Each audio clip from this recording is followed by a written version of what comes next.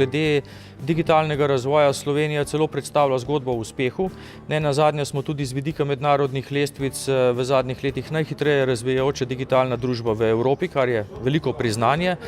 Veseli me pa, da ne samo posamezna podjetja, ki imajo izjemno uspešne digitalne produkte, ampak tudi glavnina podjetij kot taka vedno več pozornosti daje temu, da pospešeno posodabljajo svoje proizvode.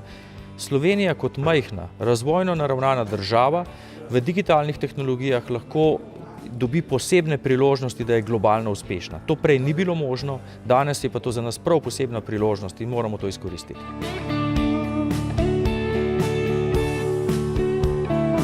Ja, ta čudež, kot so poimenovali nekateri to poslednjo bitko Soškov, je bil avstro-ogrski s pomočjo Nemcev seveda odgovor na italijansko prekoračenje Soče v 11. soški bitki. Projekcija animacije na maketo, ki ima 25 kvadratnih metrov in je v merilu 1:5000, postavlja dogodke v prostor. Vemo, da je to zelo, zelo razgibano bojišče, postavlja jih tudi v časovni okvir nekih 60 ur. Tako veliko število podatkov je treba nekako tako oblikovati, da so dojemljivi in prijazni za obiskovalca. Občutki so dobri, da dobiš priznanje Gospodarske zbornice za inovacijo, vsekakor je pozitiven. Kupec inovacije dobro sprejema, predvsem z vidika, ker je to reševanje problematike, ki se pojavlja tekom simultanega inženiringa in moramo se zavedati, da z implementacijo tehnologij, ki so zelene tehnologije, so tako benefit za Slovenijo kot tudi za Evropo.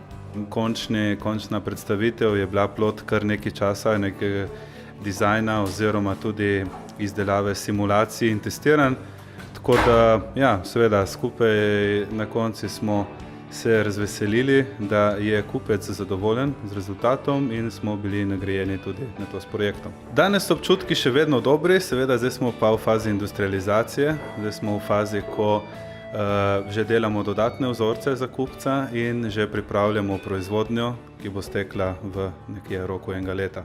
Inovacija je nastala na pobudo kupca, vendar na podlagi 5-letnega predhodnega razvojnega dela, tako da smo imeli že veliko razvojnih projektov s tem kupcem v preteklosti, na kar je kupec dejansko spoznal naše razvojne sposobnosti in nas potem povabil k tem sodelovanju.